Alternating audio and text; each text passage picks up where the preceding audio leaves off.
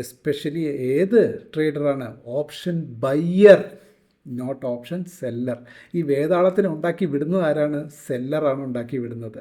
So അതാണ് നമ്മൾ മനസ്സിലാക്കേണ്ടുന്ന പാഠം. ആ വേതാളം നമ്മളെ എന്താ പറയുക, ഓപ്ഷൻ ബയ്യറെ 100% നശിപ്പിക്കാൻ നോക്കിക്കൊണ്ടേയിരിക്കുന്ന ഒരാളാണ് തീറ്റ. ഓക്കെ, അപ്പോൾ എന്താണ് തീറ്റ എന്നും അതിൻ്റെ അതിന് വളരെ വളരെ ഇമ്പോർട്ടൻ്റ് ആയിട്ടുള്ള എന്താ പറയുക consequences in option trading. Option trading നിങ്ങൾ ബയ്യർ ആണെങ്കിൽ കഴിയുന്നതും സ്കാൽപ്പിംഗ് മോഡിലേക്ക് തന്നെ നിങ്ങൾ പോകാൻ ശ്രമിക്കുക. അതായത് do not hold the position even for overnight. ഒരു ദിവസം നിങ്ങൾ, അതും എസ്പെഷ്യലി നേക്കഡ് ഓപ്ഷൻ ട്രേഡ് ചെയ്യുന്നവരെ പറ്റിയാണ് ഞാൻ പറയുന്നത്. ഒരിക്കലും സ്ട്രാറ്റജീസ് യൂസ് ചെയ്യുന്നവർക്ക് പ്രോബ്ലമേ ഇല്ല.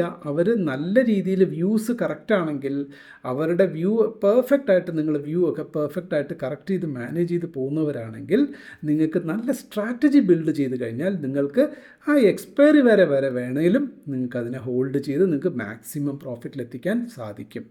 പക്ഷേ നേക്കഡ് സ്ട്രാറ്റജീസ് യൂസ് ചെയ്യുന്നവർ ക്വിക്കായിട്ട് പ്രോഫിറ്റ് ഉണ്ടാക്കണം എന്ന് വിചാരിക്കുന്നതിൽ തെറ്റില്ലല്ലോ.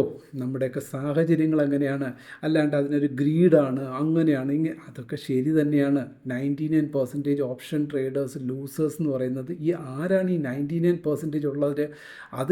അതിൽ തന്നെ 99% ആൾക്കാരും ഓപ്ഷൻ ബയ്യേഴ്സ്, അതും നേക്കഡായിട്ട് ബൈ ചെയ്യുന്നവർക്കാണ് ഇത്തരം ലോസ് സംഭവിക്കുന്നത്.